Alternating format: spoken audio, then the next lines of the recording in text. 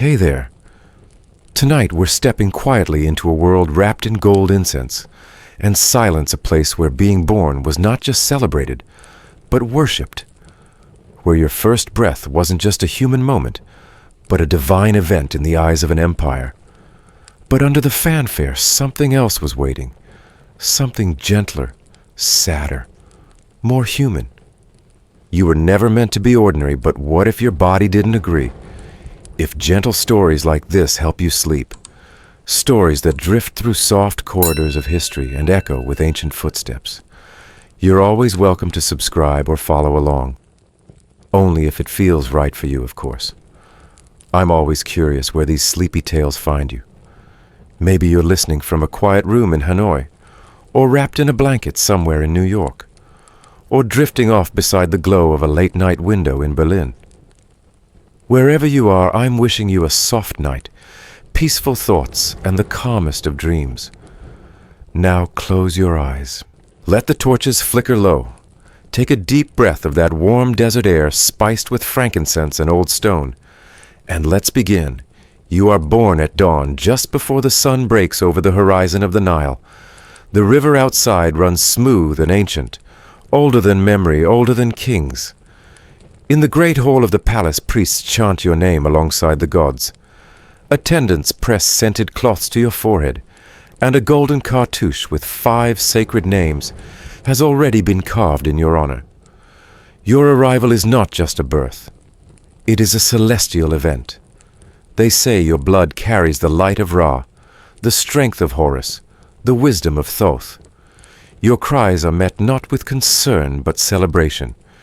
You are not merely a child, you are the heir to an unbroken chain of divinity. You are Egypt's royal future. But beneath the swaddled silks and palm oil blessings, your tiny body trembles more than it should. You do not know this yet. No one will speak of it. Not today. Today is for ceremony, and ceremony will always come first. You are given amulets for protection, lapis lazuli for wisdom, carnelian for strength. The high priest rubs sacred oil on your brow and declares that the gods have smiled upon Egypt. But one of the older nursemaids, her hands steady from tending many royal infants, glances down and notes the odd tilt of your leg, the stiffness in your arms. She says nothing. Not because she does not care, but because caring would mean challenging the gods. And no one does that. As the months pass, you grow somewhat. Your head just a little longer than others. Your limbs a touch slower to respond. But your wet nurse sings the praises of your strong lungs, your full cheeks, your beautiful eyes. What can she say of the rest? That your back curves, that your fingers stay clenched a little too tight? These are not things the living son of a god should carry. But you do. Even your toys are ceremonial. No rattles carved in the shape of cats or birds. Yours are shaped like cobra's ankhs and sacred lotuses, each a symbol, each reminding you that you are not meant to play. You are meant to embody eternity. You are weighed monthly on polished alabaster scales, not to monitor your health, but to track your divine growth. If you gain weight slowly, it is blamed on the Nile's temperament, or the stars being out of alignment. Never your own body, never the truth. The walls of your nursery are covered in golden painted scenes of gods, Osiris seated in judgment, Isis spreading her wings protectively. You are told these are your ancestors. You believe it because everyone does, because questioning that would shake the foundation of everything around you. The climate in the palace is dry and controlled. The windows are shielded with fine linen to prevent the harsh sun from touching your sacred skin.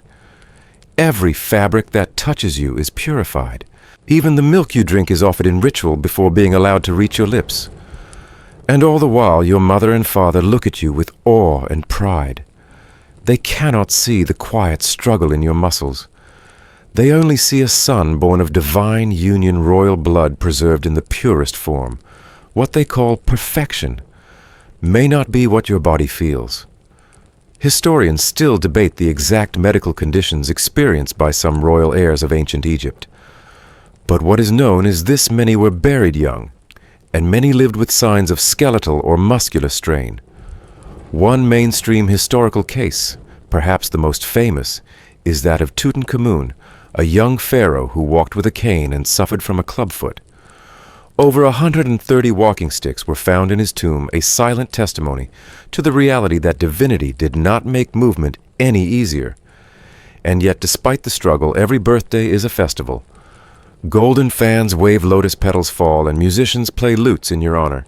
You sit atop a cushioned throne with a curved spine and aching knees and smile, because that's what the gods would do. Or so you've been told. A quirky tidbit from court records: pharaohs were sometimes breastfed by multiple women, not just for nourishment, but because it was believed that milk from different noble women imbued the child with varied strengths. You, in turn, have 3 wet nurses, all chosen for their lineage, one for health, one for beauty, one for piety. You don't know them, but they know you. Every breath you take is watched, measured, logged on papyrus scrolls that will be hidden in temple libraries for generations. Your earliest memories are not of play, but of ritual, of incense in your nose, of chants around your cradle, of being told that you were special before you knew what ordinary was. And somewhere in the distance, past the garden walls, children play by the Nile barefoot, and laughing, their feet splashing in muddy water. You do not see them, but if you did, you might wonder what it feels like not to be divine. The palace is quiet at night. Your sleep is guarded by priests who read protective spells aloud, line by line, long into the hours when even the gods must surely be resting. A figure sits by your bed, whispering hymns. Is it comfort or control? You don't know. But you sleep anyway, cradled not in love, but in destiny. Outside, the stars wheel slowly across the sky, the same stars your ancestors watched when building the first temples. Inside your cradle is gold. Your blankets are embroidered with sacred images. But your body turns in restless sleep, and no one sees. And so begins your life as Egypt's royal heir. Not quite a child, not quite a god, but something in between. A symbol born under starlight, scented with oil, praised in marble halls, and still just a child. The marble beneath your bare feet is cool, even in the heat of the Egyptian sun. The air smells faintly of myrrh and polished stone, and somewhere sandalwood is burning in a small brazier that never quite seems to go out. You've taken 3 steps across the great hall today, slow, cautious, and carefully watched. 2 handmaidens trail behind you, hands ready in case you wobble. You are praised, of course. You always are. Graceful, they say. Poised, someone adds. But what no one says, what they all pretend not to notice, is that you winced with every step, that your right leg buckled slightly, that you needed the arm of a servant to steady you before you reached the next golden pillar. To walk for you is not just effort, it is performance. You've learned early that pain must wear a mask. It must be hidden behind the curve of your royal sandals, beneath the folds of your linen robe, behind the slow and deliberate way you are taught to move. No one rushes a god after all. Your attendants claim it's dignity that slows you, not difficulty. But you know better, even if you don't have the words for it yet. The marble is too hard. The light is too bright. The drums are always too loud. And yet here you are, expected to smile through it all. You're only a few years old when you realize that most children don't walk like you. You catch glimpses of them, palace staff's children, darting between colonnades when they think no one's looking. Their steps are quick, light, unplanned. No one tells them to hold their shoulders back, or keep their feet straight, or move like they were painted on a temple wall. You, on the other hand, are corrected constantly. Even the tutors meant to teach you language or law often begin the day with posture drills. You're not being trained to walk. You're being trained to appear unbreakable. On formal occasions, your movements are pre-planned down to the hand gestures. You are led into the audience chamber not like a boy, but like a statue being positioned for worship. Your arms are guided to your sides, palms down, fingers straight. You don't sit, You are seated. And if you need help rising again, the priests glance at each other and say nothing. It's easier that way. It doesn't matter if your knees ache when you kneel before the altar. What matters is that the people watching believe they're seeing strength. So you learn early how to disguise a wince as a breath, a stagger as a pause. In time, you'll be good at it, so good in fact that most won't notice. Only those closest to you, the ones trained to dress and move you, will know which parts of your body resist your will. One mainstream historical fact stands out vividly here. King Tutankhamun, perhaps the most famous boy king of all, had a clubfoot and scoliosis. His hips were deformed, and CT scans have shown evidence of bone necrosis in his left foot, making walking painful. In his tomb, archaeologists discovered over 130 walking sticks. They were once thought to be symbolic, but most showed clear signs of wear. Some were worn smooth in the center, held again and again, not for show, but for balance. Historians still argue whether these signs of difficulty were concealed during Tutankhamun's reign, or widely known within the court. But the evidence suggests that appearances were carefully maintained. The boy had to be seen performing rituals, leading processions, standing strong in painted murals, even when in life his steps were slow and burdened. And so are yours. There's a long hallway in the palace that you dread. It stretches from the royal nursery to the audience hall, lined with carved pillars and oil lamps set into the walls. It is the path you must take during your first public appearance, your first walk of divinity, as the court calls it. You're dressed in white with a necklace so heavy it tugs at your collarbones. Your arms are freshly oiled, your hair combed back into ceremonial curls. Behind you, attendants carry fans and censers. Before you, musicians play soft rhythms to match your slow gait. Each step feels like dragging your body through clay. The audience chamber at the end of the hall is filled with high officials, priests, and diplomats. They bow low, but you know they're watching. They're always watching. Even as you approach the dais where your throne sits, your mind races with the knowledge that if you stumble, if you fall this entire ceremony, this illusion of inherited strength might crack. So you don't fall. You pause. You blink slowly. You smile faintly. And a court scribe whispers, "He moves with the pace of the gods." It becomes a pattern. You learn how to mask your hesitations behind ritual pauses. When you falter in rising from a stool, an aide steps in with an offering dish, buying you time while pretending it was planned. When your leg stiffens too much to kneel in prayer, the priest declares that you are communing so deeply with the gods that your body must remain still. There's a strange comfort in how well they've learned to protect you, not from harm, but from being seen. You begin to understand that your real job as heir is not to be strong. It's to look strong. And sometimes that's more exhausting than anything else. A tidbit preserved in the records of later dynasties suggests that some royal children had personal servants assigned solely to practice grace drills, with them repeating small ritual movements hundreds of times a day to ensure that each gesture appeared effortless. These attendants weren't there to teach health or help mobility. They were there to make the body look like an offering. At night, after your body has been rubbed with scented oil and wrapped in soft linen, you lie still and listen to the silence. Your legs ache. You've bitten the inside of your cheek during most of the day's ceremonies, just to keep your focus. But the moonlight through the latticework above your bed is gentle, and the air cools slowly. You try to remember what it felt like to walk without thinking, but you never really have. One of your earliest gifts was a pair of ceremonial sandals. The soles were embroidered with images of Egypt's enemies, so that every step you took in theory would crush them. But you've never worn them, not once. Your daily sandals are softer, more practical, because while symbols matter, walking matters more. When you're a little older, your mobility aids become more elaborate. A walking stick carved with your name and royal insignia is always close at hand. It's called a staff of kingship by your tutors. But you know what it really is. And that's okay, because you've begun to make peace with the quiet truth that not all strength is loud.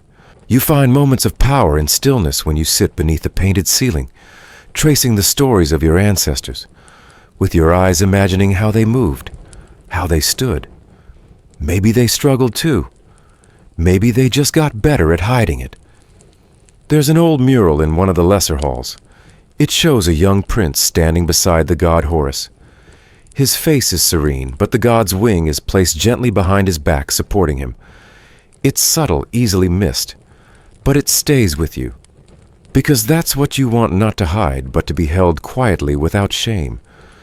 Historians debate whether such images were intentional acknowledgments of royal fragility or simply artistic flourishes. But for you, it doesn't matter. You see yourself in that painting, not as a failure of the divine, but as proof that even the divine might need help, standing sometimes. One afternoon during a festival, you walk through the temple gardens. The path is lined with date palms, and a breeze carries the scent of citrus and dust. You are dressed simply relatively. No crown, no gold, just light linen, and a plain necklace. A foreign diplomat sees you and comments on your elegant stillness.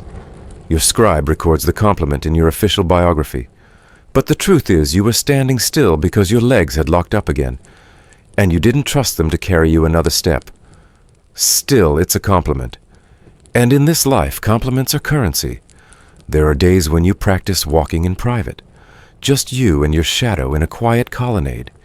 You take slow, awkward steps, trying to improve your posture, your endurance. Sometimes you fall, sometimes you cry, but no one sees. And somehow that makes it easier, because in those moments you are not a pharaoh to be. You are just a child learning how to move in a world that expects too much from bodies that were never given a choice. And strangely, you begin to like those moments, not because they're easy, but because they're yours. The court will continue to plan your movements for you. Ceremonies will continue to stretch longer than your legs can endure. The public will continue to see strength in every step you take, because that's what they need to see. But at least you will know. You will carry the quiet truth of your body like a secret, sometimes a burden, sometimes a shield. And on nights when your knees swell or your hips throb, when the gold trim of your robe feels heavier than iron, you'll lie in the dark and remember gods may stand tall in stories. But real kings often learn how to rise slowly, one careful step at a time. There's a particular hallway in the palace, the one that leads from your private quarters to the chamber of healing, where silence feels heavier than the stone it rests upon. The walls are cool and smooth, carved with figures of long-past pharaohs receiving blessings from gods. You know them by name. You've been taught that your body is an extension of theirs, that the aches in your bones are echoes of something divine. But each time you pass beneath those watchful eyes, your stomach tightens. Because behind the ornate doorway at the end of that hallway waits the physician. You've come to recognize the sound of his sandals before you see his face. His robes are clean-scented, faintly of honey and aloe, and his voice is gentle, always gentle. He never announces your pain aloud.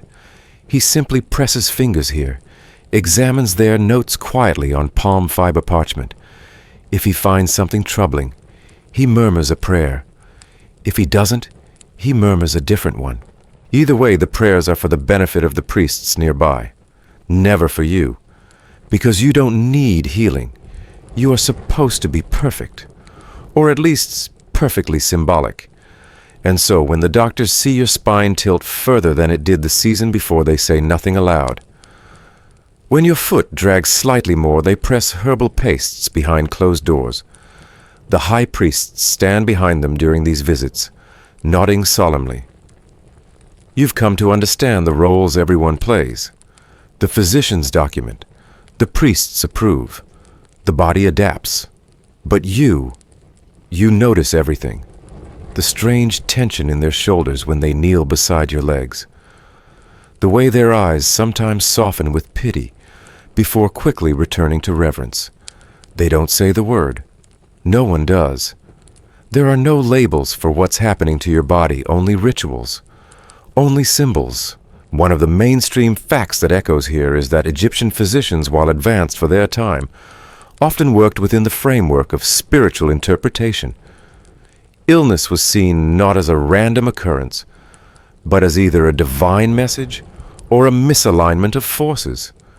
Court doctors might diagnose, but rarely would they contradict religious authorities. Physical challenges, particularly in royalty, were often reinterpreted as divine marks. This was especially true for the royal family during the 18th dynasty, when medical records mingled with religious ones. Even when symptoms were recorded, stiff joints, slow growth, respiratory weakness, they were surrounded by language of holiness. Pain was not simply endured, it was elevated. And so every time the physician notes another difficulty, whether it's your growing fatigue or your limited range of motion, he cloaks it in words of grace. The young prince carries the burden of the gods. His legs bear sacred heaviness. His body walks between earth and sky. You don't understand all the words, but you do understand that something inside you is different. You learn to breathe through discomfort, to hide the grimace that creeps across your face during temple processions. Your fingers sometimes curl at odd angles. Your ankles feel weak, but your attendants adjust your sandals to compensate, and no one comments when your chair is brought forward, just a little sooner than expected. There is one day each month when you are not expected to perform. It is the day of silence, a lesser-known ritual, dedicated to Ma'at, the goddess of balance and truth. On this day, you are allowed to sit quietly by the reflecting pool, watched only by a distant guard, and not be anyone but yourself. You watch the way the lotus flowers unfold. You listen to the breeze, and sometimes you cry without sound. It's on one of these quiet days that you overhear the physician speaking to a scribe outside the pavilion.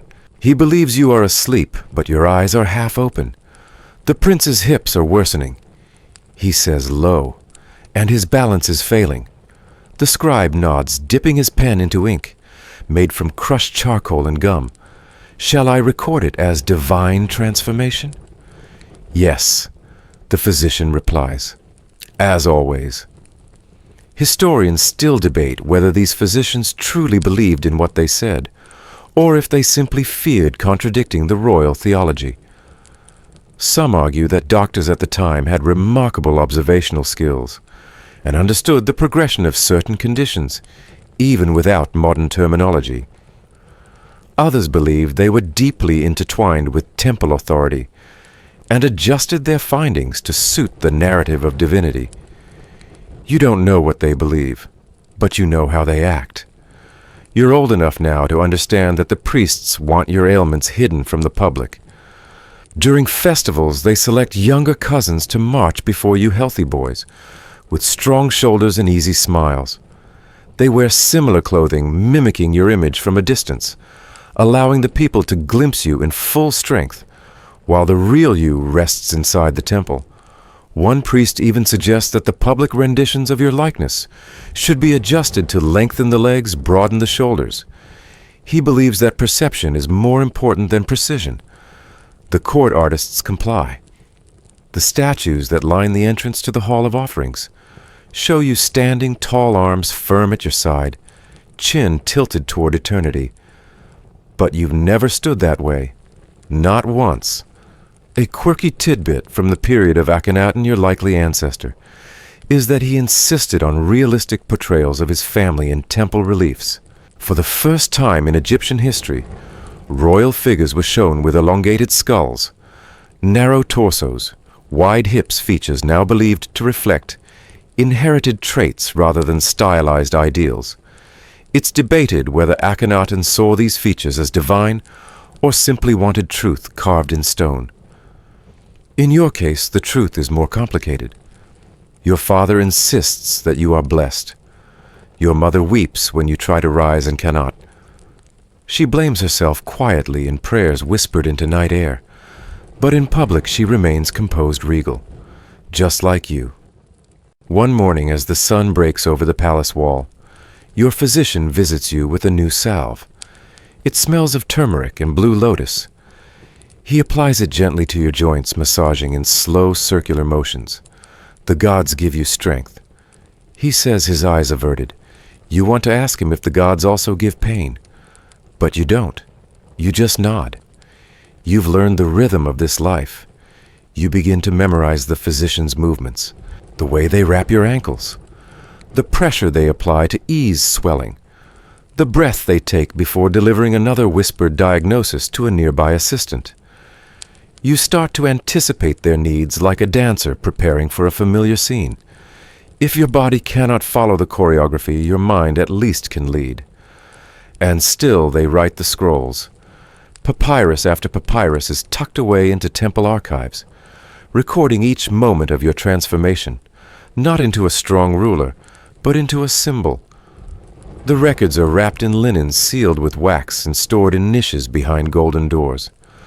No one but the highest scribes will read them, but they exist. And you know what they say. Some nights your joints ache so badly that you cannot sleep. A young servant is summoned to bring you tea infused with poppy petals. The tea is bitter.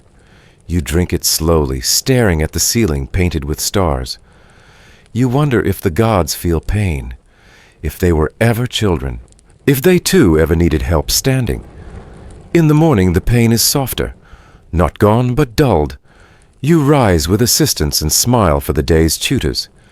You recite the names of the gods, trace hieroglyphs with your fingers, and listen to the high priest speak of your destiny. You nod at the right moments. You keep your hands still, your voice even.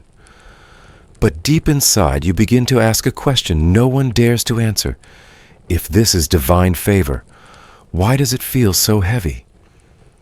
Your reflection in the polished bronze mirror tells you little. The mirror lies. Or perhaps it simply reflects what others want to see. You adjust your collar press, your hands flat, and take another slow breath. Tomorrow you'll visit the physician again. Tomorrow more notes will be taken, more rituals spoken, more scrolls written, and still your feet will drag. Your legs will strain. Your hands will tremble slightly before being stilled by prayer. But you will walk the marble path again, just as you always do. Not because it is easy, but because it is expected. And somewhere behind a painted door the gods smile down, not because you are flawless, but because you keep rising. The sky over Amarna is always vast.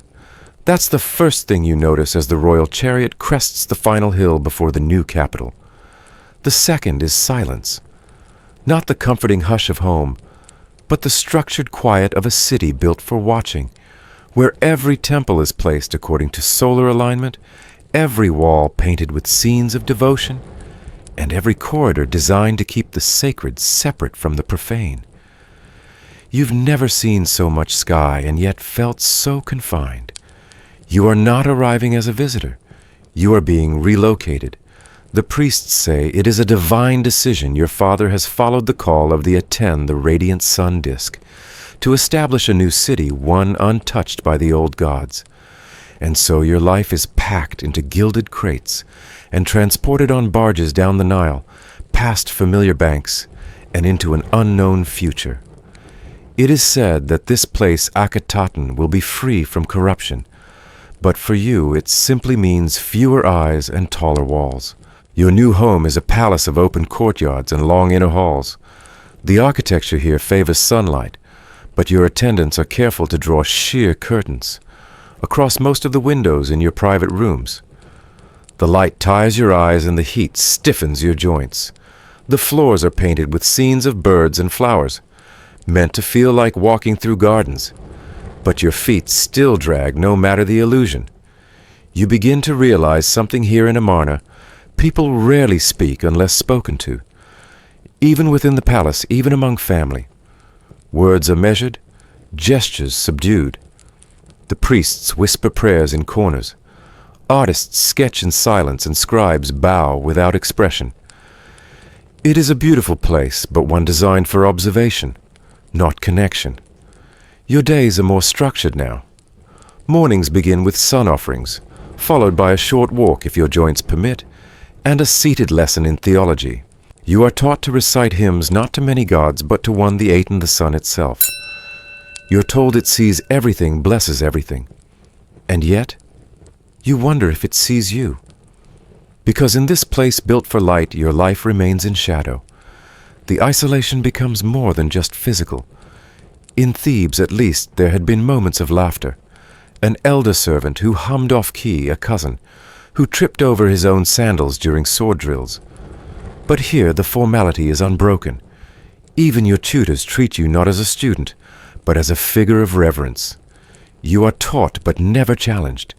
You are praised but rarely spoken to directly. And so you begin to observe too. You notice how your father walks slowly, carefully, his arms held close to his sides, his steps short and deliberate. You notice your sisters' frames, long-limbed, with the same narrow torsos and elongated heads you see reflected in polished bronze. You begin to understand, not through words, but through watching, that you are not the only one whose body does not match the statues of old. One mainstream historical fact is that the royal family of Akhenaten, including Nefertiti and their daughters, were depicted in an entirely new artistic style, known today as Amana art. The figures are stylized with narrow faces, long skulls, wide hips, and protruding bellies.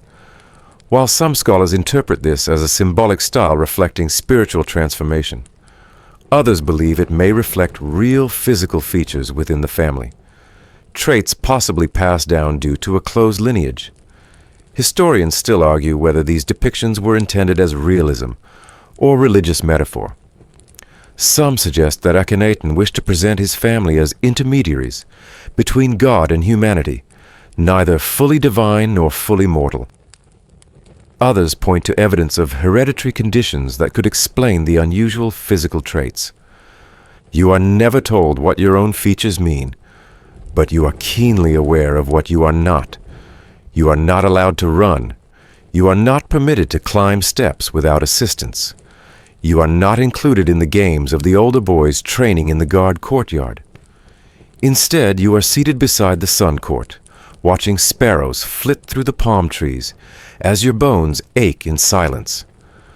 There is a small enclosed garden at the back of the palace, a space of low stone benches and sweet-smelling acacia. It becomes your refuge. There, away from the ceremonial drums and incense smoke, you can stretch your legs in peace. Your nurse brings papyrus scrolls filled with stories, legends of gods who rose from the Nile, of queens who spoke to crocodiles, of kings who ruled with both wisdom and sadness. You read slowly. You pause often. But in those quiet afternoons you feel more human than anywhere else. A tidbit from Amana tablets reveals that letters between royalty often included personal health details, delicately phrased as "our son rises slowly in the morning," or "the prince takes his meals in smaller portions." Such phrases, though, understated hint at ongoing challenges acknowledged within palace walls if never publicly named. Your own letters, of course, are written by scribes. You dictate them when necessary. You learn to speak in poetic phrases to cloak discomfort in metaphors. The prince has embraced the stillness of the season. His strength grows with the sun. And everyone nods. Because this is how truth moves here, in whispers and symbols. You begin to understand that isolation isn't just a condition of geography. It's a condition of role. Your identity as royal heir means you are always at the center of the room, yet rarely part of it. You're offered the first bowl of soup, the finest seat, the best linens, but not affection. Never true affection. Everyone smiles at you. No one leans close. Your younger sister tries. She brings you small painted stones from the riverbank and once dares to tickle your feet during a ritual break. You laugh a short, surprised sound, and two attendants look over sharply. She is scolded. You are told to rest. You don't laugh again that week. The priesthood in Amana is smaller than in Thebes, but stricter. Devotion to Aten requires exact movements, rigid posture, extended hours of stillness. You attend daily offerings seated upright in a carved chair with lion-claw feet, and hold your hands in prayer, even when your wrists begin to tremble. No one acknowledges the tremble. They adjust your bracelets to cover it. The murals being painted in the palace now include you alongside your father and sisters, receiving rays of the Aten. Your face is long, your body narrow. You are depicted holding a flower, perhaps a lotus, perhaps a blue lily. The artist sketches your hands in a graceful curve. You wonder if he notices the stiffness in your real fingers, or if he smooths them out for the sake of elegance. There's one moment that stays with you. You're standing on the palace balcony as the sun sets its golden light washing across the sandstone courtyards. A gust of wind catches the linen of your robe and cools your overheated skin. For a moment you feel weightless, free, just a boy in the wind. Not a symbol, not an heir, just yourself. But the moment passes. An attendant steps behind you with a cloak. You mustn't catch a chill, my prince. And the linen is replaced with woven wool heavy and still. You step back inside. The silence in Amana is deep and ritualized. It seeps into your bones. It teaches you that to be royal is to be observed, not embraced. That your pain, however real, is never yours alone. It belongs to the throne, to the dynasty, to the story carved into temple walls. Still in your garden refuge, you trace stories in the dirt with your fingers.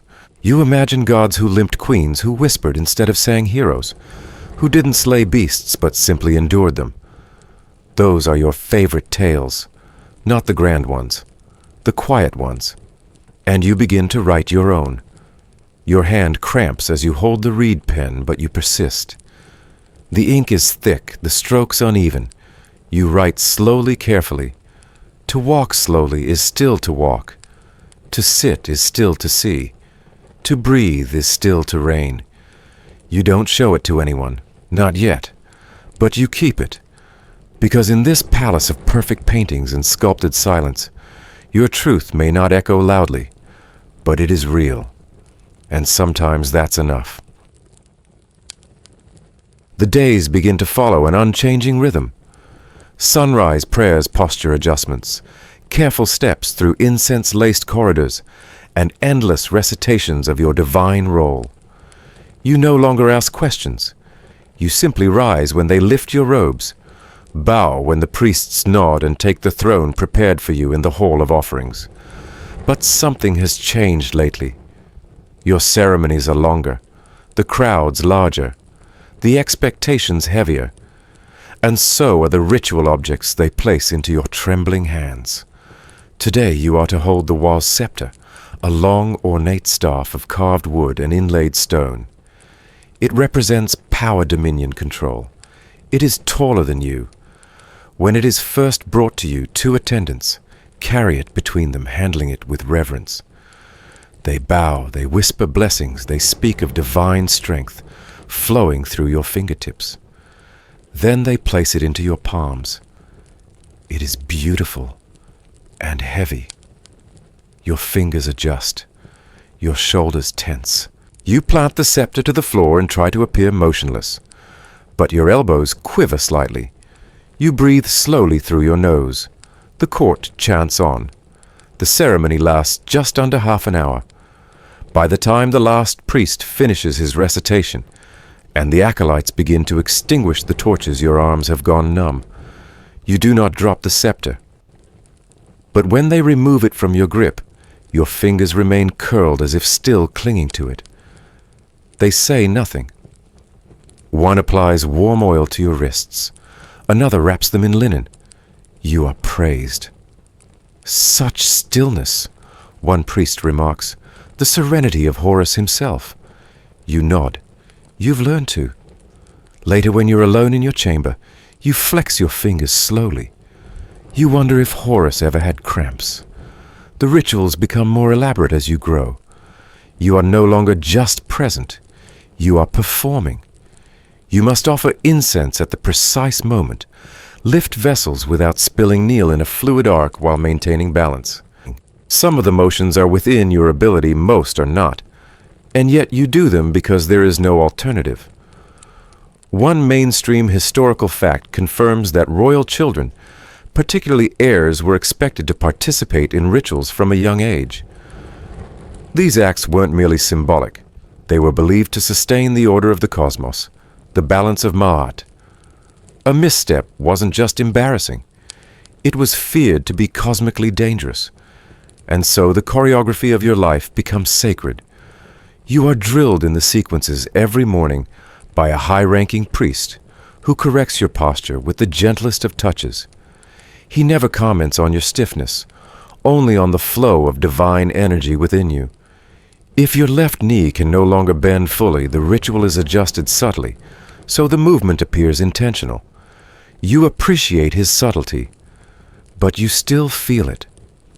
Sometimes in the stillness of the offering chamber, you can hear your heart beating. Not from nervousness, though there is some of that, but from sheer physical exertion. Standing upright in golden regalia under the weight of expectation taxes every muscle in your frame. The crown presses into your scalp. The robe itches. Your back throbs. Still, your face remains calm. You've practiced the expression in the mirror. The musicians begin their song and you step forward. Each motion has been choreographed for weeks. Step, raise arm, sprinkle oil. Lower arm, step back. You execute it flawlessly. The people chant your name or the version of it reserved for sacred moments. He who bears the light of the Aten. You wish you bore something lighter. A quirky tidbit buried in ancient temple records notes that some royal regalia, especially the ceremonial collars, made of semi-precious stones and faience, could weigh several kilograms. While they looked delicate in art and reality, they pressed heavily on the neck and shoulders, especially for children. Heirs were often given modified versions, or had assistants help distribute the weight behind the scenes. You wonder if the attendants who adjust your robes notice how your shoulder droops. Probably, but no one says anything. Not here. On a particularly long ritual day, you collapse afterward in your private quarters. You don't fall, but as soon as the last scribe exits, your legs give way and you sink into the cushions with a gasp. Your tutor enters, sees you, and hesitates. For a moment you expect him to call for a physician, but instead he kneels beside you and says softly, "Even Ra rests in the underworld each night." You nod, and for the first time in weeks, you allow yourself to sleep without being repositioned, without a formal blessing, without ceremony. In your dreams you are barefoot in the garden again. No robes, no gold, just warm earth beneath your soles and the distant call of birds. You run, not perfectly, not gracefully, but freely. Your knees don't hurt. Your back holds straight, and no one watches. When you wake, the pain returns, but so does the memory of the dream, and it sustains you for a while. The high priests begin requesting your presence more frequently during public ceremonies. They say it's a sign of maturity. You suspect it's more political. The city of Amarna, for all its claims of divine newness, still relies on ancient expectations. And those expectations now rest on your young, tired frame. Historians still debate the true purpose of many of these rituals. Were they truly theological, or were they performances for legitimacy? Akhenaten's shift to monotheism disrupted centuries of tradition, and scholars remain divided on whether the elaborate sun rituals were meant to stabilize belief or solidify royal control. For you, it's both. You may not understand the politics, but you feel the weight of them daily, hourly. There's a procession scheduled during the Festival of the Radiant Disk. You are to ride in a golden chariot, then dismount and walk the final stretch to the temple on foot. Your physicians urge caution. Your mother insists on a backup litter. Your father insists you walk. You practice for days pacing the garden path, while a trainer times your steps. The sand is soft beneath your sandals, but the final portion of the temple approach is carved stone hot under the sun. The day arrives. You are dressed in pure white with gold cuffs and a diadem. You step from the chariot. The crowd cheers. The drums beat. You walk. Every step is agony, but you do not falter. Not until you reach the shadow of the temple gate, where your knees give slightly, but only for a moment. An attendant moves to steady you, but you raise your hand. The crowd doesn't notice. Or if they do, they interpret it as the prince pausing for spiritual reflection. You take a breath and enter the temple. Inside, the shadows are cool and heavy. The scent of incense thickens the air. You move to your place beside the altar. The high priest begins the chant. You repeat after him, your voice steady, your hands raised. It is by all accounts a flawless ritual. That night alone in your chamber, you cannot rise from your bed. Your limbs refuse. Your chest aches. The physician applies salves, murmurs reassurances, and prescribes 3 days of rest. But the court artists have already begun carving today's scene into the palace walls. The prince leads the people in devotion. And so you did. And so you will. Because even when your arms tremble beneath sacred weight, even when your knees betray you, your role does not waver. You are the heir. The ritual must continue. The gods must be honored. And no one, least of all you, must ever drop the staff of kingship. You begin to notice the absences before anyone speaks of them. At first, it's just a missing set of footsteps in the corridor, the quiet spot at the far end of the dinner table, the pillow in the nursery left untouched. No one says anything directly? You're too young to ask too rehearsed in silence to press. But you remember. You remember the soft coughs behind the screen, the way your younger brother winced when touched, the way a nursemaid carried him so gently, it seemed she feared he would vanish in her arms. And then one day he simply didn't appear. There was no funeral, only incense. No mourning, only a more elaborate morning prayer. The high priest declared, "He walks with the Aten now." And everyone nodded. But no one met your eyes. You were told once that gods take back the brightest souls early, that some spirits burn so pure they must be returned to the sun itself. That explanation is beautiful, but it leaves something hollow behind. You stare at the place where your brother's sandals used to rest, and wonder if he ever truly walked without pain. You aren't supposed to dwell on it. In the halls of Amarna, grief is reserved for paintings. In real life, you are taught to smile softly, serenely, as if the divine plan leaves no room for longing. A mainstream historical fact: infant and child mortality rates were tragically high in ancient Egypt, even among royal families. Tombs and burial chambers often included miniature coffins for children, and sometimes, as in the tomb of Tutankhamun, 2 small mummies, likely his daughters, were found alongside him. They were never officially named. Their stories were not preserved in royal texts. Historians still debate whether this omission was deliberate or cultural. Some suggest that early deaths were considered part of divine mystery, while others believe these children were simply erased from record to preserve the illusion of dynastic strength.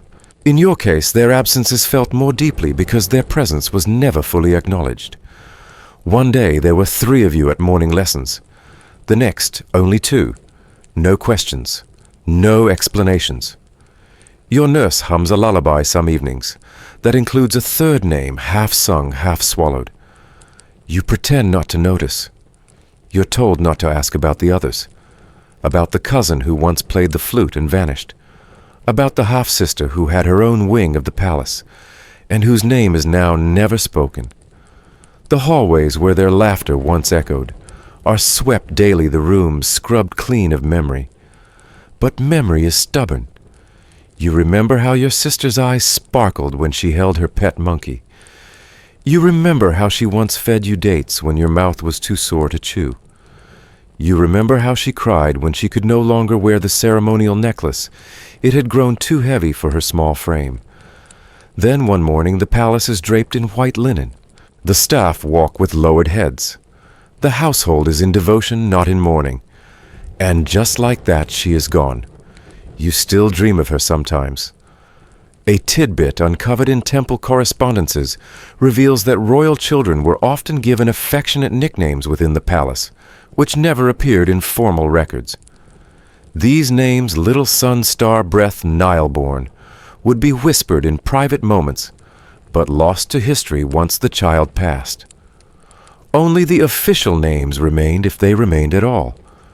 You once had a nickname too, one your mother used when no one else was around. She hasn't said it in months. The older you get, the more you understand that being heir doesn't just mean living for others. It also means surviving them. Every season brings another cousin who fails to return from the southern villa, another sibling who no longer joins you for midday instruction. You begin to carry them with you. Not openly, of course. That would be frowned upon. But in small ways. You touch the wall in the nursery where your brother once leaned. You keep one of your sister's carved ivory combs tucked between the scrolls in your study. You trace their names in the dust of the windowsill when no one is watching. The palace doesn't speak of ghosts, but you know it is full of them. Sometimes you imagine what they would say if they were still here. Would they complain about the rituals, the robes, the endless posture drills?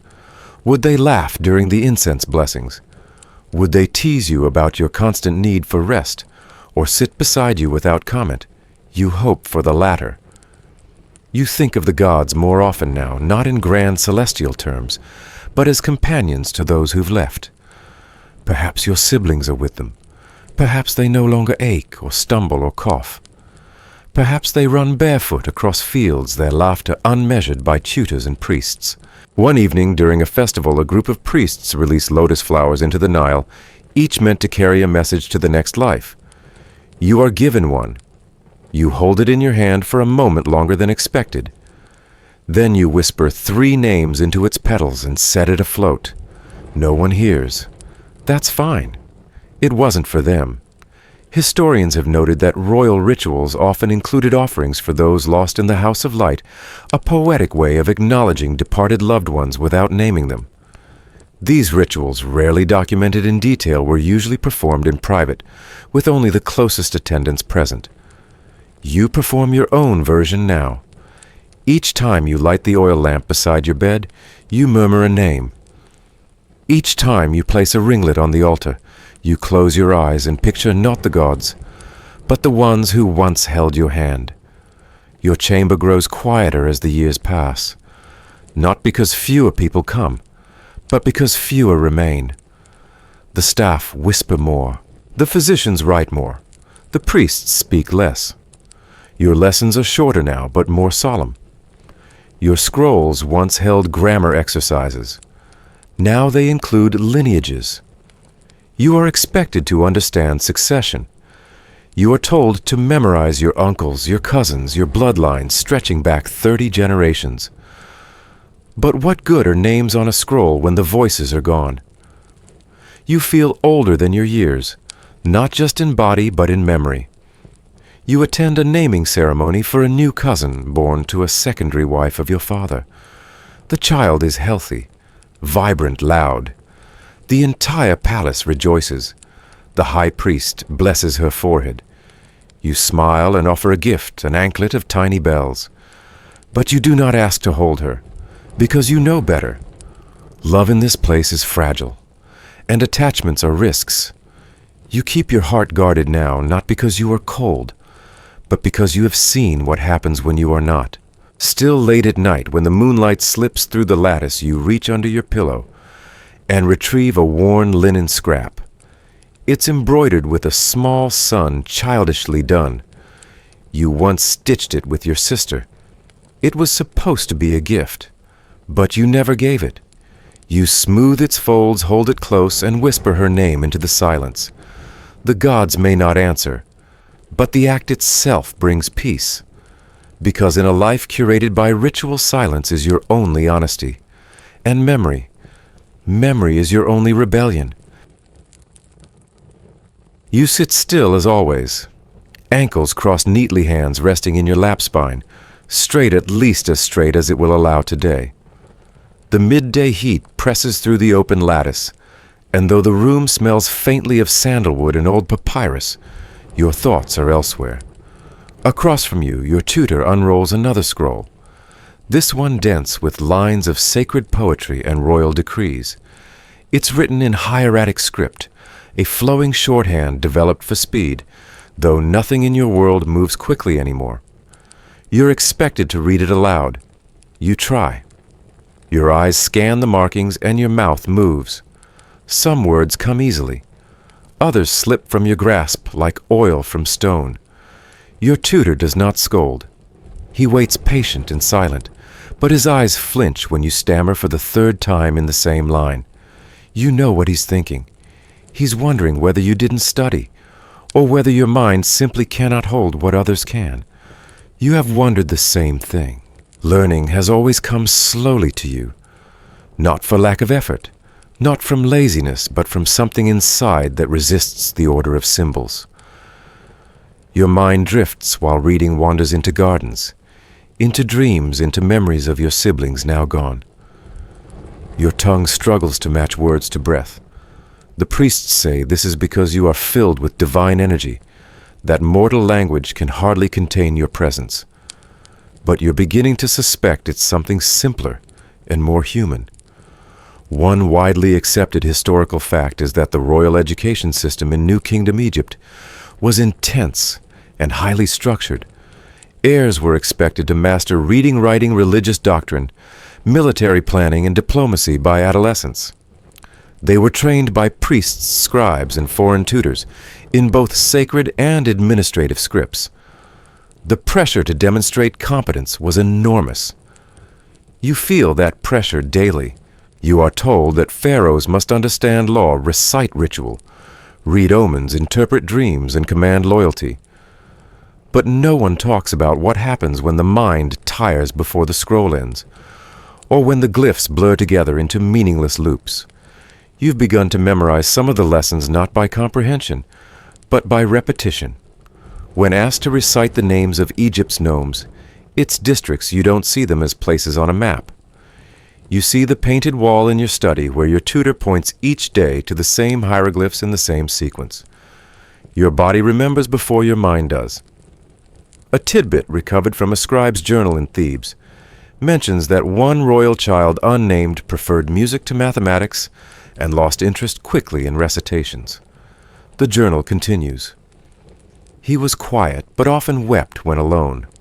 No further reference exists. We don't know what became of that child, but in the quiet of your study you imagine he sat just like you do now, surrounded by wisdom but distant from understanding. Your father once said that knowledge is the crown beneath the crown. You wonder if you will ever wear it properly. You are given easier texts now, simplified hymns, shorter laws. Instead of learning to draft proclamations, you are asked to read them aloud. The change is subtle, no one mentions it, but you feel it. It's as though the court has adjusted its expectations without admitting it aloud.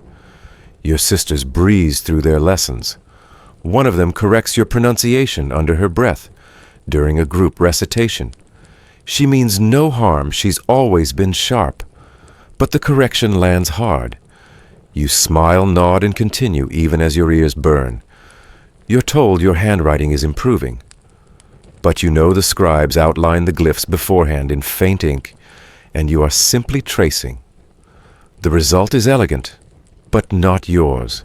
Still you try. Every morning you rise before the sun. You bathe in chilled water. You sit before your scrolls even when your head aches from the effort. You hold the stylus even when your fingers rebel against its angles. You try because that's what heirs do, but sometimes you wish trying were enough. One morning your tutor begins a lesson in celestial navigation, how to track the movements of stars to determine auspicious dates. You're interested. The stars have always comforted you, distant yet familiar like quiet watchers, who expect nothing in return. But as the tutor explains, your mind drifts. You see the stars as birds, as jewels, as escape. You forget the numbers. You forget the sequence. You forget you're in the room. Your tutor pauses. "Would you prefer we continue tomorrow?" he asks. You nod grateful but ashamed. Historians still argue whether children with cognitive or neurological differences in ancient Egypt were recognized as such or simply seen as spiritually touched. Some theories suggest that non-standard development was sometimes viewed as a sign of divine favor or special insight. Others contend it was quietly managed, within palace walls hidden from public record. You don't know which is true, but you know you are different. And difference even under a golden crown is heavy. The palace continues its rhythm. Rituals, festivals, visits from diplomats, all things you must attend. You do your best. You learn your lines. You bow at the right times. You offer gifts with both hands as tradition dictates. But the effort leaves you exhausted in ways your body cannot explain. You once overheard a court artist speaking to a scribe. The prince's eyes are kind but far away. You were standing just behind the curtain. You smiled silently. Sometimes that's the only kind of understanding you get. In your garden refuge, you begin to keep a private tablet, a small slab of limestone tucked behind the lowest bench. There you write your own words. Not formal prayers or courtly decrees, just phrases, fragments, feelings. One day you write, "I am not the sun, but I orbit it." Another, "To be quiet is not to be empty." No one reads them. You do not show your tutor, but they are yours. You start to think that perhaps being royal doesn't mean knowing everything. Perhaps it means learning how to live with what you do not know, how to listen when others speak, how to see when others miss, how to feel without always understanding why. And maybe that is its own kind of wisdom. One day during a ceremonial procession, you recite a short prayer to the Aten without error. The priests are pleased. The scribes note it. Your mother's eyes glisten. You did it not because you understood every word, but because you remembered the rhythm, the cadence, the song. And that too is sacred. Later, alone again in your chamber, you lie back and stare at the painted ceiling. The stars above you are fixed eternal, but you know better. They move. Slowly, quietly, but they move. Just like you. You take your stylus and scratch one final line into your secret tablet. Before sleep, even stars wander. And as you drift into dreams, that thought wraps around you, not as a burden, but as a comfort. Because maybe wandering doesn't mean being lost. Maybe it just means you are finding your own way. The cheers begin long before you step into view. You hear them behind the stone pillars, muffled by distance and thick ceremonial curtains. The priests are already singing. Incense burns in great bronze dishes, sweet and sharp, curling in tendrils toward the open sky. It's festival day, one of the many moments when your presence, not your person, is required. You're dressed in full regalia, a crown that presses into your temples, gold bangles that rattle when your hands tremble, and a broad collar heavy with carnelian and turquoise. Your sandals are lined with woven papyrus and bits of crushed myrrh to perfume your steps. The effect is dazzling on the outside. Inside you are exhausted. You stand tall anyway, even as the robe brushes too heavily against your knees. Even as your eyes squint beneath the painted liner meant to enhance the illusion of divine power. The high priest announces your name not as a boy, but as a god. You emerge into sunlight, and thousands of eyes stare up. From the palace walls, the gardens, the temple steps, people cheer and clap and cry your praises. The Aten's flesh, they call you, the living horizon. You smile as you've practiced, and lift your staff in one steady, rehearsed motion. A breeze catches your robe. For a moment it looks like you are glowing, but they do not know what you know. They don't see the trembling in your legs. They don't hear your lungs struggle to pace your breath. They don't feel how distant it all seems from up here. You wave. They scream with joy. But inside something separates you from them, something you cannot explain. A mainstream historical fact, Pharaoh Akhenaten and Queen Nefertiti's royal children, including Tutankhaten, later Tutankhamun, were often depicted as serene divine beings in art. But close analysis of the remains of Tutankhamun and other Amarna royal mummies reveals signs of congenital disorders, bone degeneration and scoliosis. Despite their deified status, many of these heirs suffered privately their struggles hidden beneath elaborate imagery and ritual. In the crowd below, you spot familiar faces, servants' tutors, even the gardener who sometimes sneaks you lotus petals. They clap too, though their expressions are softer, more careful. You imagine what they see. Not a boy, not even a prince, just a symbol carefully wrapped in tradition. The worst part is you're starting to forget the difference yourself. After the procession, you return to your private chamber. The robe is peeled away. The crown is lifted. You're bathed in silence and warm water. Your attendants do not speak unless you ask them to, and you don't. You lie still as the oils are applied one after another, frankincense, blue lotus, cedarwood. Each scent a layer of identity. The mirrors in your room are polished copper. When you glance at them, the reflection doesn't feel like yours. The boy in the glass is perfect. His makeup smooth, his posture elegant.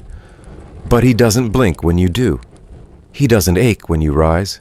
You look away. A tidbit from the tomb of a lesser-known Amarna princess includes a small cosmetic palette, made from ivory, not stone. Inscribed on it is a phrase in delicate hieratic beauty as the shell, but the soul is breath. It was likely a gift, a quiet joke, a glimpse into how the royal children may have viewed the image they were asked to present, and the self they kept hidden. You sit at your writing table and try to read, but the glyphs blur. You walk to the window and look out, but the courtyard seems far away. You lie down beneath a canopy of painted constellations, and for a moment you pretend that the boy they cheered for is someone else, someone stronger, someone whole. Historians still wonder whether the children of Akhenaten were permitted to be children at all. Their depictions are hauntingly symmetrical. Smooth foreheads, long limbs, eyes painted to perfection. But no toys have been found in their tombs. Few personal belongings. Their words are silent. Their letters lost. What remains are the paintings. You once saw a mural of yourself being presented to the sun disk. The image was beautiful. Your arms raised in devotion, your parents glowing beside you. But you remember that day. You had a fever. You don't remember raising your arms at all. The mural lied. Or maybe it just remembered differently. You begin to collect small things that feel more real, a reed flute you barely know how to play, a scrap of cloth with your sister's stitching, a chipped amulet in the shape of a cat. These are not items fit for a museum. They are fragments of a life, your life, the part that never makes it into song. The next day your cousin arrives from a nearby estate. He is your age, but taller. He runs more easily, reads more confidently. He laughs when you don't. And for the first time you feel a flicker of something that isn't pain, but jealousy. He will never wear the crown. He is free to be full of mistakes. You watch him from the shadows as he races across the garden. Your heart tightens, not from dislike, but from yearning. What would it be like to fall and not have it recorded? To mispronounce a prayer and not hear whispers? To be someone seen without being worshipped? That night your mother visits. She brushes your hair and hums a lullaby you haven't heard since you were small.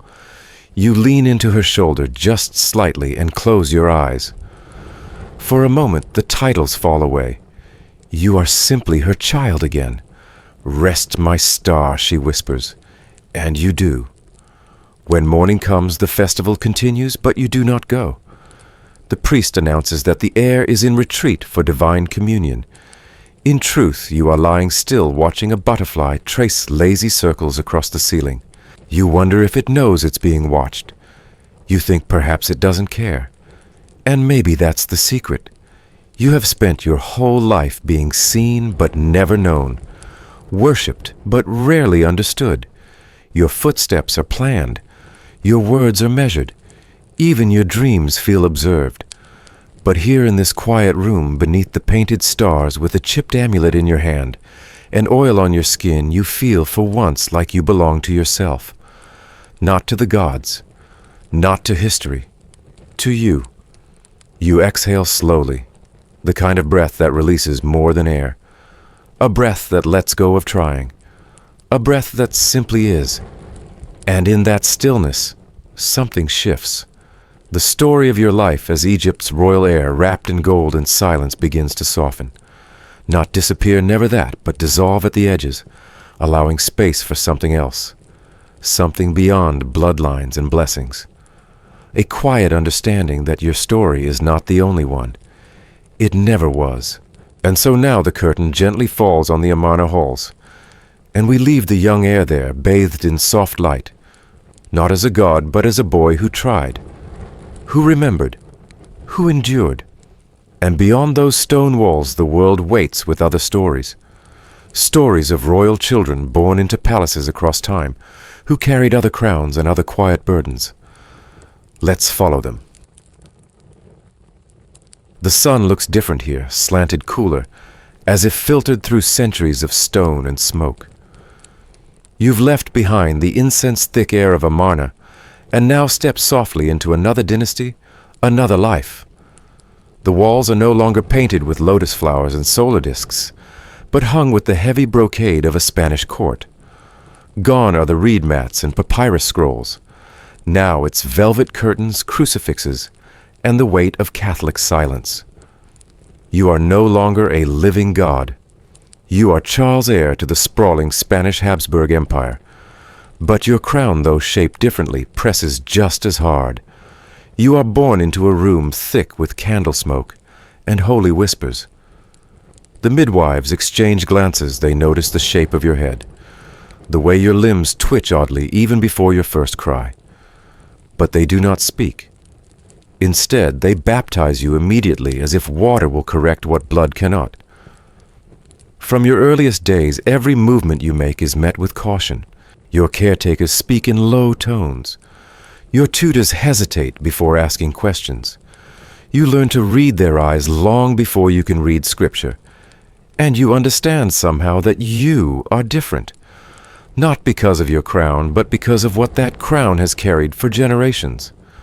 A widely accepted historical fact, Charles II of Spain, born in 1661, was the final Habsburg ruler of Spain. His severe physical and intellectual disabilities were the result of generations of inbreeding within the royal family. Charles had only one grandparent instead of the usual four. His jaw was so misshapen that he could not chew properly. He did not walk until he was 4, nor speak until he was 8. But they dressed you in gold-threaded garments anyway. They taught you to kneel at the altar, even when your knees buckled. You were paraded through courts in elaborate carriages, your name praised by nobles whose eyes flicked nervously toward your hands, too small, too stiff. You are the symbol of a great dynasty, and its final thread. Your family tree is more like a circle. Great uncles are also grandfathers. Cousins are siblings by another name. The portraits on the wall all look disturbingly familiar, each face echoing the same long jaw, the same pale stare. And yet the priests say it is divine will. They say it is God's plan that the royal bloodline remain pure. But you know what purity has cost. You try to learn. You truly do. But your tutors speak too quickly. Your body lags behind your mind, or perhaps it is the other way around. You grow tall but frail, your bones protesting each step. The court whispers about your health, but never in your presence. They speak around you, through you, like wind through curtains. And still the rituals continue. You are married off at 17 to a bride who smiles only with her lips. She is kind, perhaps, or at least patient. But she is also terrified, terrified of what your body cannot do, of what heirs you may never provide. The pressure falls on both of you, but more so on her. For if a child does not come, the blame will not be shared. Historians still argue whether Charles II was mentally incapable of ruling, or simply poorly educated and overprotected. Some suggest he suffered from multiple genetic disorders, including hydrocephalus and mandibular prognathism. Others argue he was more aware than the record suggests, just trapped in a body and system that denied him agency. You feel that trap daily. At court functions, you are wheeled in like a relic. The nobles bow, but their eyes do not shine. They glance quickly, then away. Ministers speak to one another in front of you as though you were a statue. You sign documents with a trembling hand, unsure of their meaning. Your seal carries weight, even if your will does not. One tidbit from a court diary mentions that Charles once attempted to learn falconry, but was frightened by the bird's scream. The king paled, it reads, and did not return to the gardens for 3 days. Whether true or embellished, it captures the fragility that defined your reign. A reign where fear was your constant companion, and the outdoors felt like a threat rather than freedom. You spend your days in darkened chambers. The light hurts your eyes. You pray constantly, not because you are especially devout, but because it is the only place you are left alone. The chapel becomes your refuge, a place where you can kneel without judgment, where the silence does not feel like dismissal, only ritual. And yet you love Spain. You love its music even if you cannot dance. You love its language even if you speak it slowly. You love its people even if they never see you. You try to rule. You attend councils, give orders, sign decrees. But your advisors quietly undo your commands when they are inconvenient. You are king in title, yes, but never in freedom. You begin to suspect that you are not ruling Spain. You are haunting it. You wonder often what your ancestors thought they were preserving. Was it tradition, honor, control? Whatever it was, it now weighs on your narrow shoulders, passed down not through wisdom, but through chromosomes. In your final years, you grow quieter. You sit by windows wrapped in wool, watching children play in the courtyard below. You wonder what it's like to run without pain, to laugh without suspicion, to be born not into greatness, but into possibility. You do not curse your bloodline. That would feel treasonous. But you do question the silence that allowed it all to happen. And when the end comes, as it must, you are buried beneath layers of silk, and state your body finally still.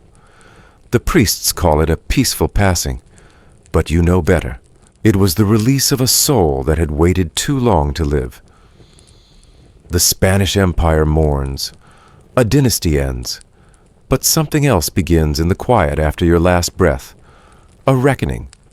A soft voice yours echoing through the marble halls, asking the next rulers to look backward before they look forward, to understand that blood is not enough, that titles without love, without freedom, without humanity are not crowns. They are cages. And so we leave Spain now, the bells of El Escorial fading behind us. The candle gutters, the curtain closes. But ahead, across deserts and oceans, more palaces wait. Different heirs, different dynasties, and yet the same old question lingers. What does it truly mean to be born to rule? Let's keep walking. You barely hear your own footsteps as you walk through the red lacquered gates. They've been closed to the outside world for over 4 centuries now, and the silence inside the Forbidden City isn't like any other silence you've ever known. It's too complete, so carefully curated, that even the wind seems to bow before the emperor's will. And you, young prince of the Qing dynasty, are expected to walk through it like you belong. But you're still a child, barely past your first scrolls, and this palace is less a home, and more a living museum, where everyone watches and no one touches. In the West, they imagine you in silk robes, reclining among jade figurines and sipping tea, poured by giggling handmaidens. But that fantasy has no place here. In reality, you're standing in a cold marble hall where the servants never make eye contact, and the courtiers never speak unless spoken to. You're not playing with wooden animals or chasing your siblings around a courtyard. There are no pets, no laughter, no mess. only expectations. A historical fact. Within the Qing dynasty, 1644-1912, imperial princes were raised in tightly controlled environments. Young heirs were housed in the inner court of the Forbidden City, surrounded by eunuchs and tutors. Playtime was rare, physical affection rarer. Even their meals were prescribed down to how many mouthfuls of rice they could take. Every detail of their upbringing was designed to mold them into obedient future emperors, ones who understood ceremony better than joy. Your day begins at dawn with the court calendar, not the sun. A bell rings, and within moments you're bathed, dressed, and seated before a screen of calligraphy. Your tutor, a stoic scholar, with long gray whiskers and hands that never shake, opens the day's lessons. It's not just reading. It's virtue. It's hierarchy. It's the balance between heaven and earth. You try to keep up nodding even when your head aches from the weight of it all. You write in columns never rose. You bow when spoken to. You memorize the analects before you're allowed to speak freely.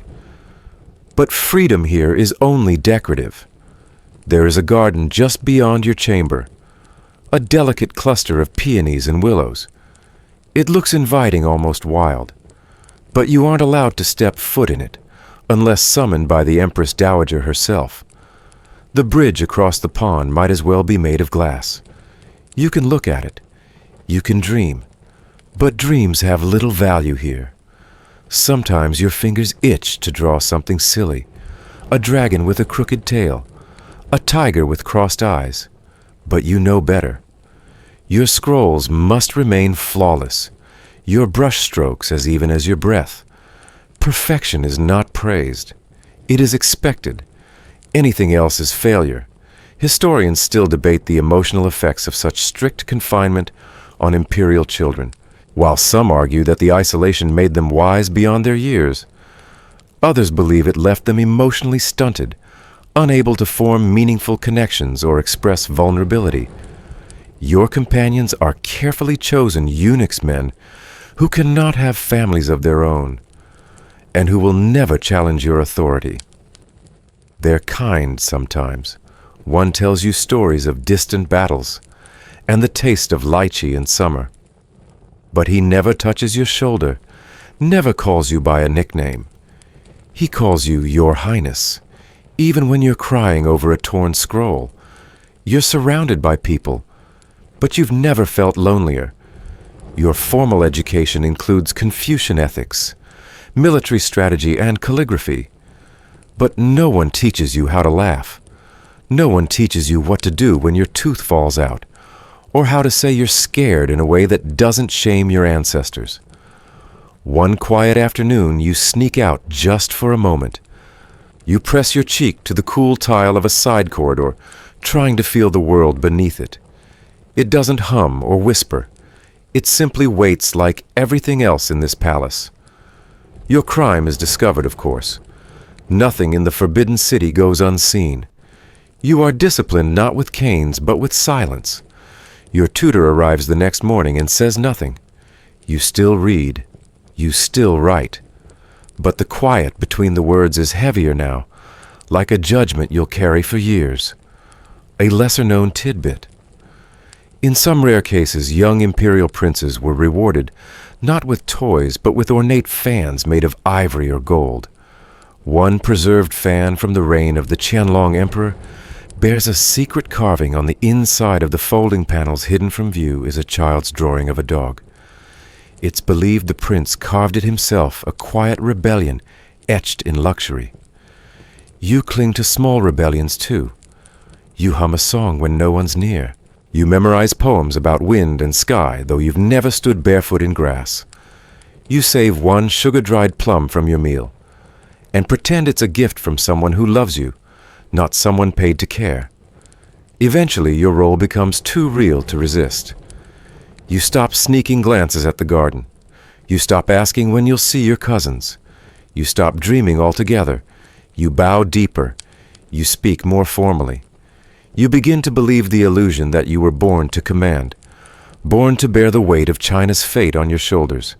That happiness is not for men like you. Only legacy. And then one day they tell you you're ready. You walk through the hall of supreme harmony as gongs echo through the chambers. You sit on the dragon throne, your feet not yet touching the floor, and you look out at hundreds of bowing heads. Your heart beats like a warning drum, but no one notices. Because here in the center of the forbidden city, nothing grows wild.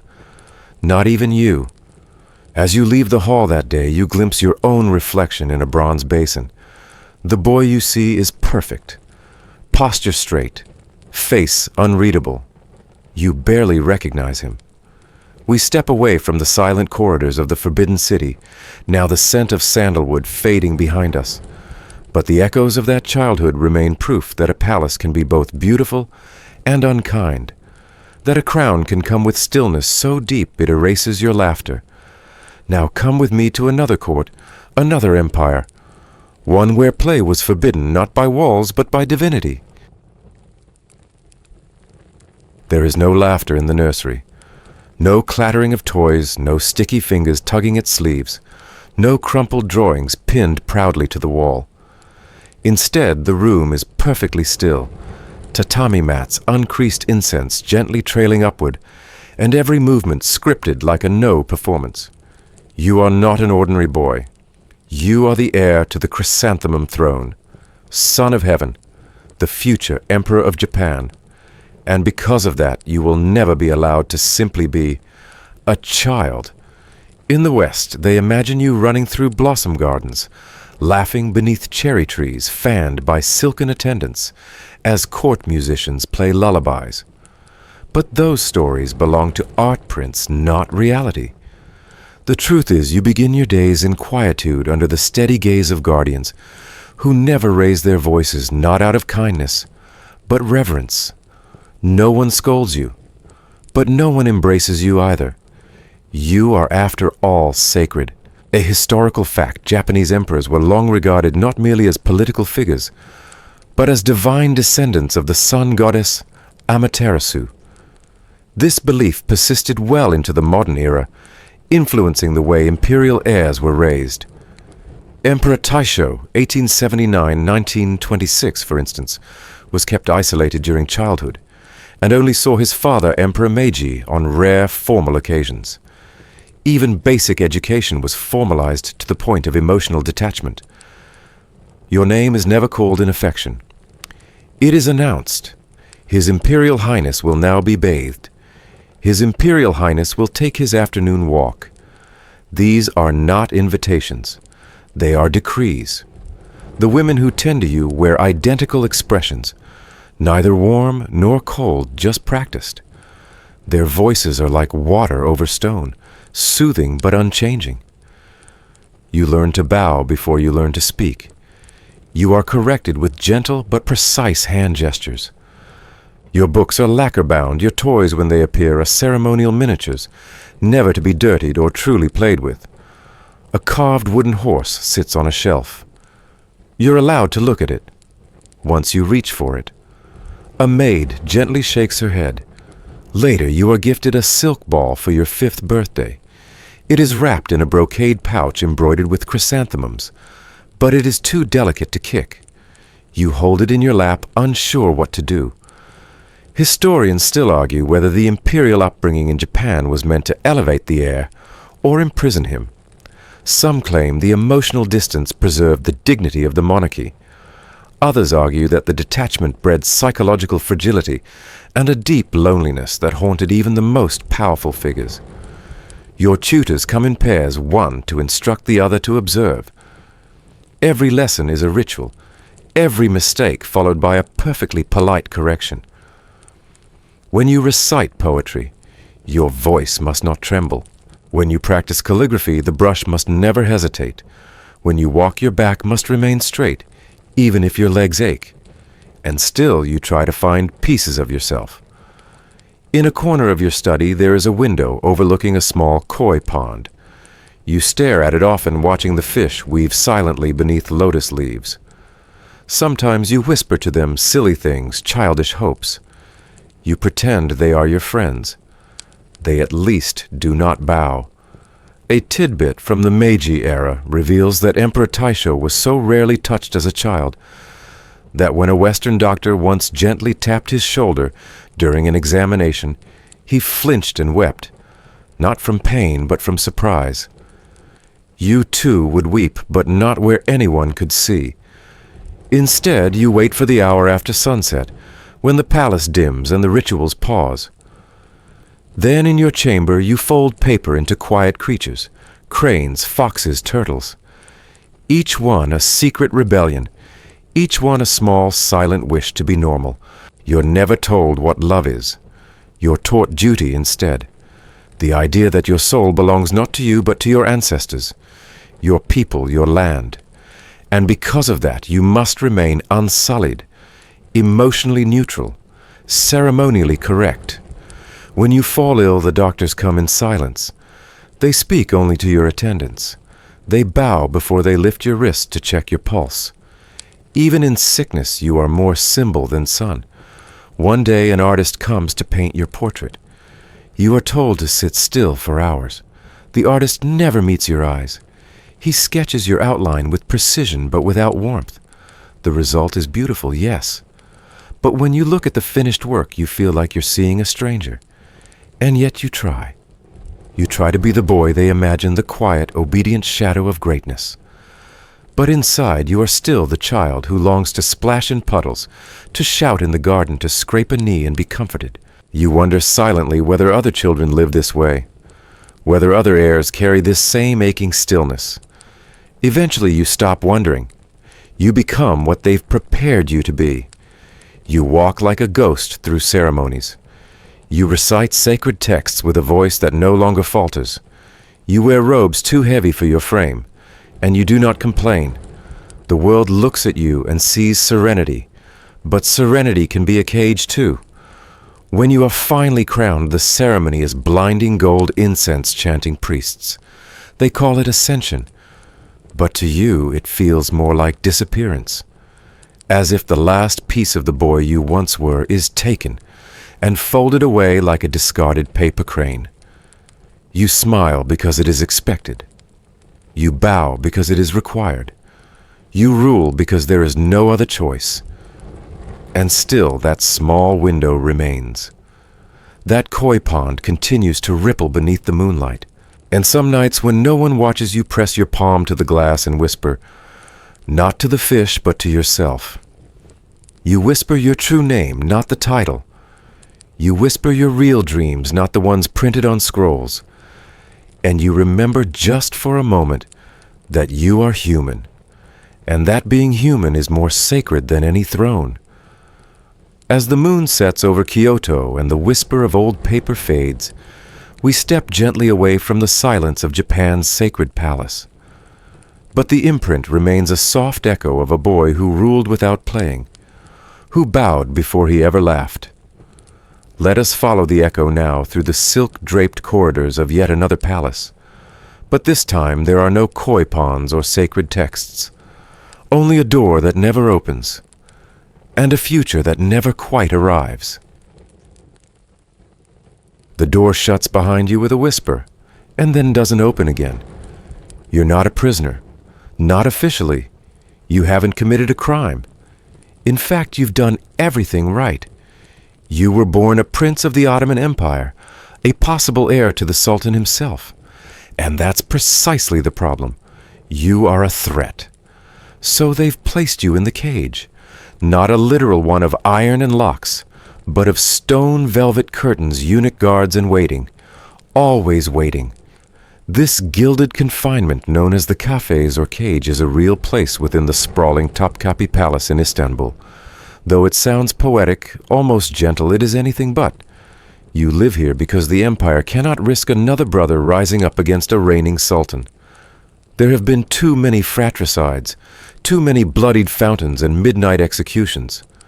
So instead of killing you, they simply store you like a treasure or a danger wrapped in silk. A historical fact. Beginning in the late 16th century, Ottoman policy shifted from executing royal brothers to secluding them in the cafes. Located in the imperial harem, it was an enclosed suite of rooms under constant surveillance. Princes lived in guarded luxury with limited contact and no responsibilities. The goal was to reduce political risk, while preserving the royal line, but at a staggering human cost. At first you don't understand. You're a boy, perhaps 10 or 11 when they bring you here. You're told it's temporary. You'll be allowed out when the time is right. The room is elegant, more opulent than most could imagine. Embroidered divans books, you're permitted to read food brought in golden dishes. You even have a garden view. But you may not leave. You may not write letters. You may not befriend anyone beyond your guards. You ask questions. At first, when can I see my brother? Why did they move me from the school of princes? Why can't I ride horses anymore? The gods bow, but they do not answer. The days stretch, then weeks, then years. You memorize the patterns on the walls. You trace the same verses from the Quran over and over again. You walk a narrow path back and forth across the carpet until your feet begin to follow it, even in sleep. The silence becomes a companion less painful than hope. Historians still debate the psychological toll of the cafes. Some argue that it spared countless lives by preventing brutal power struggles. Others point to the instability it caused sultans ascending the throne after decades in isolation, unprepared, suspicious, and emotionally scarred. You're not mad, at least not yet. But your mind begins to drift. You forget faces. You lose count of the days. When new eunuchs arrive, you pretend not to notice. They pretend not to watch you. Every few months, someone whispers that the Sultan is ill. You don't know whether to pray for his recovery or his demise. If he dies, you might be summoned. You might become Sultan. You might finally leave this room. Or you might not. You've seen it before.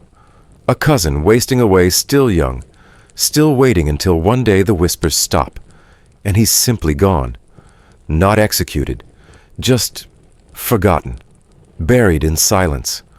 A haunting tidbit, Sultan Mustafa Thurman, who spent years in the cafes before ascending the throne in 1617, was reportedly so affected by his confinement that his reign was marked by erratic behavior.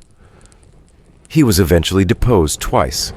Some accounts say he wandered the palace halls muttering to himself, shaking imaginary dust from his robes. You try not to become like him, so you keep a schedule. You wake with the call to prayer. You recite poetry aloud to yourself, works by Rumi Hafiz and Ottoman court poets whose verses swirl like perfume through the halls. You carve calligraphy into wood scraps. You press your forehead to the cool marble and whisper, "I am still here." Sometimes you imagine what life would be like outside the cage. Would your people recognize you? Would you falter in court ceremonies? Could you love command or even laugh? These thoughts feel dangerous. You push them away. You study the law codes instead. And then one night, everything changes. A eunuch enters his eyes unreadable and bows. "The Sultan is dead," he says. "You are next." Your heart does not race. It slows.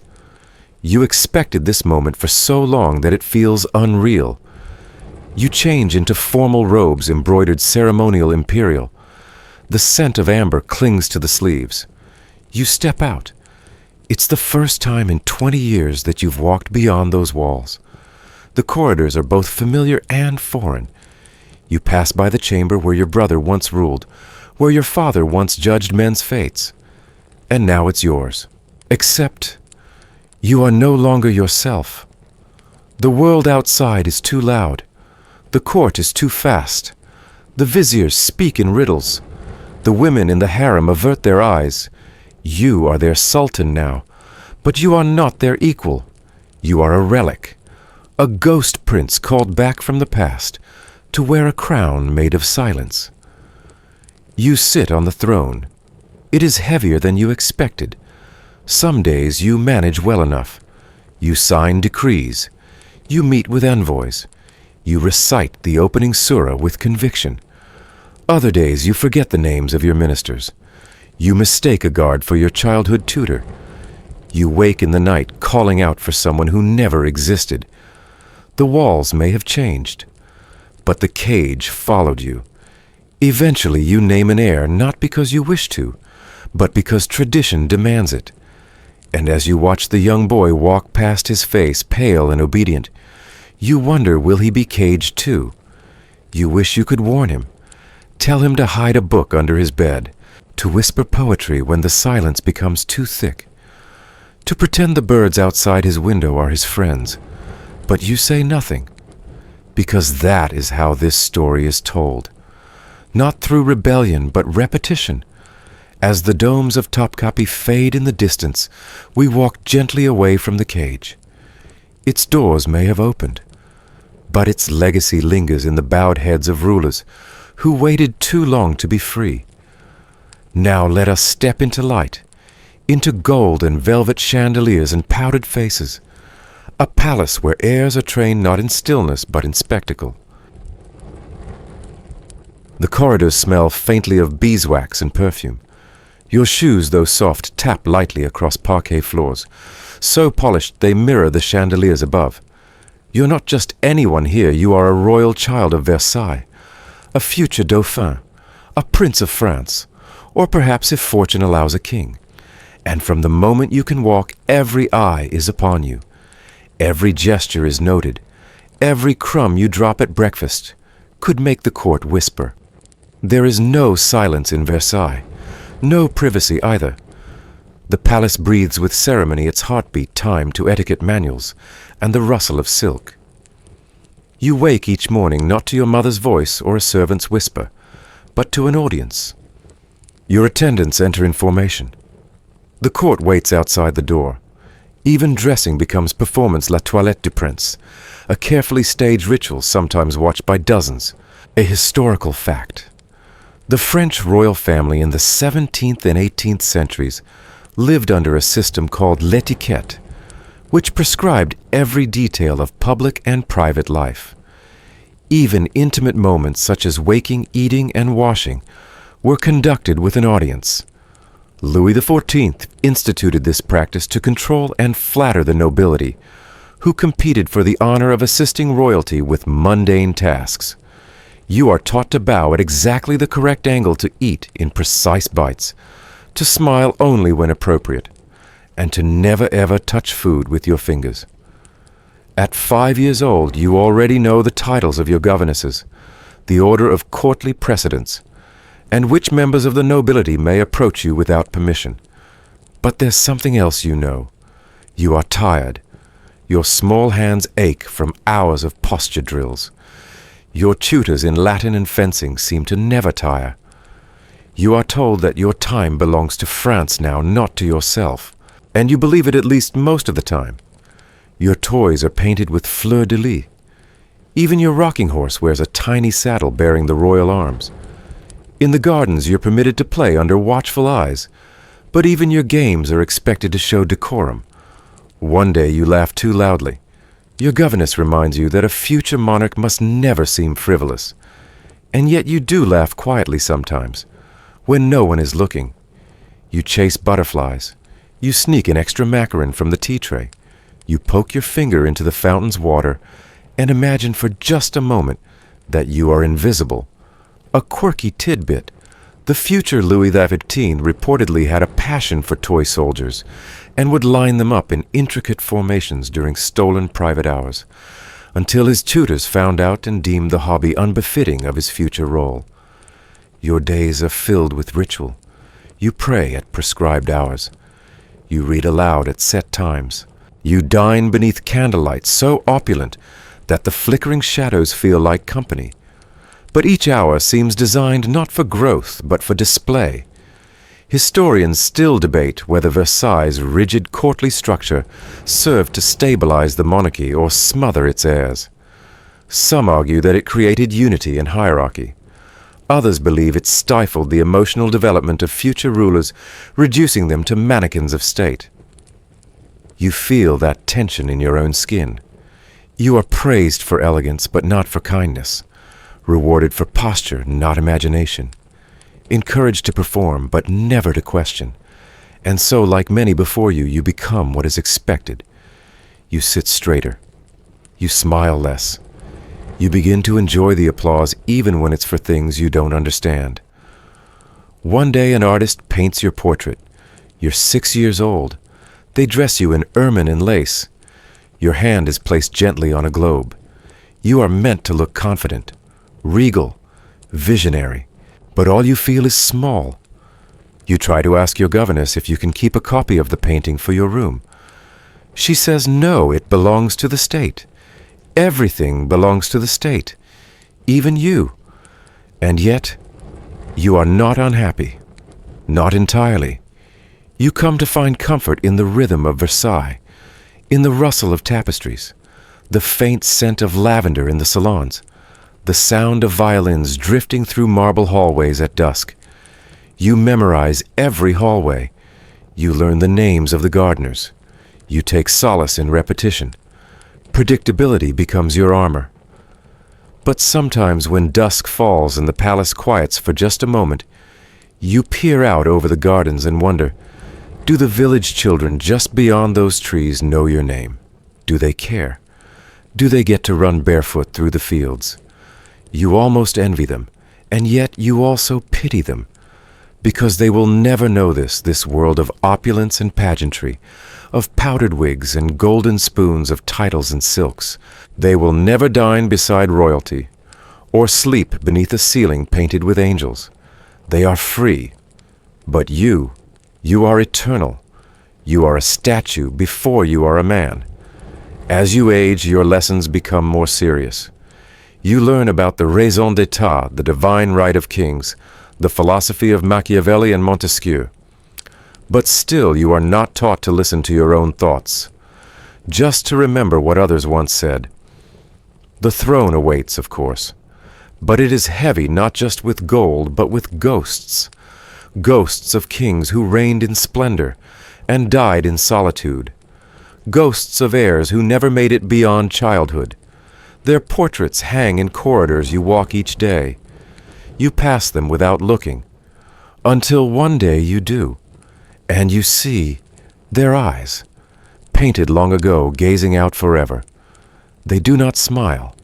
As the candles in Versailles are slowly snuffed for the evening, we leave your world of choreographed days and velvet expectations. Another set of footsteps waits in a different empire where inheritance does not glitter, but trembles with something invisible in the blood. Let's walk there now into a colder room, a more clinical time, a world dressed in wool, not silk, and expectations that no powdered wig can hide. The air smells of starch and coal smoke. The windows rattle faintly in their frames. You are not in a palace this time, but a townhouse in Mayfair. The lamps are gaslit. The floors creak under polished leather shoes, and your lessons are no longer in Latin and court etiquette, but in French grammar logic and the proper use of a dinner napkin. You are a young heir in Victorian England. You are expected to be brilliant, but you are also expected to be strong, modest, controlled, and above all normal, whatever that means for someone with a last name like yours. Your tutors arrive promptly at 8, Mr. Cresswell for mathematics, Miss Holloway for elocution. Your governess has already buttoned your shirt and brushed your hair until it shines. She tells you again in her gently clipped accent that your future will be important, that you must carry the family honor. You nod, of course. You always nod. But beneath the surface of your skin, something trembles. Something you don't yet have a name for. A historical fact. In the Victorian era, noble families began to place increasing emphasis on appearances of health intelligence and virtue in their children. But behind closed doors, many families faced quiet struggles with inherited illness, developmental delays, or neurodivergence issues, rarely discussed openly due to societal shame. You are clever, or so they say. But words come slowly. Numbers make your head throb. You memorize well, but only in short bursts. Your hands shake sometimes when you're nervous. Your nurse calls it a family trait. But you hear whispers about your great-uncle, who never married your cousin who was sent abroad for recuperation, your grandfather who spoke to no one for the last decade of his life. And it begins to dawn on you that your inheritance may not be entirely made of land titles or wealth. There's something in the blood. The Victorians do not speak of such things openly, but you hear them murmured in coded language: fragility, temperament, sensitive disposition. You begin to dread medical exams more than math drills. The doctors tap your knees, study your pupils, make notes when they think you're not looking. And sometimes when your mother watches you from across the drawing room, she looks not proud but afraid. A tidbit worth whispering. Queen Victoria was not only the figurehead of the empire, she was also the genetic origin point of a widespread medical condition. Through her, the royal disease hemophilia entered the bloodlines of multiple European dynasties, including those of Russia, Spain, and Germany. In an age of progress and propriety, no one dared speak of it openly, but it shaped the fate of nations. You feel it in your joints sometimes, that tightness, that ache. You fall more easily than the other boys during games. Your bruises linger. Your ears ring after long afternoons. You've begun to associate growing older, not with freedom, but with fear. But you smile, always smile. You wear the suits. You quote Tennyson. You shake hands with visiting clergy. You pose for the family portrait in your best jacket, even though your collar itches and your back aches and your vision swims. Historians still debate how much the pressures of Victorian inheritance, especially genetic legacy, shaped the destinies of those born into nobility. Was the empire built on discipline or on carefully hidden decline? You, for your part, live as though both are true. You are taught to walk with confidence, but always next to someone stronger. You are trained to recite speeches, but never trusted to improvise. You attend Sunday service whispering prayers, more for appearances than conviction. And sometimes when the household sleeps, you sneak into your father's library not to read, but to just be.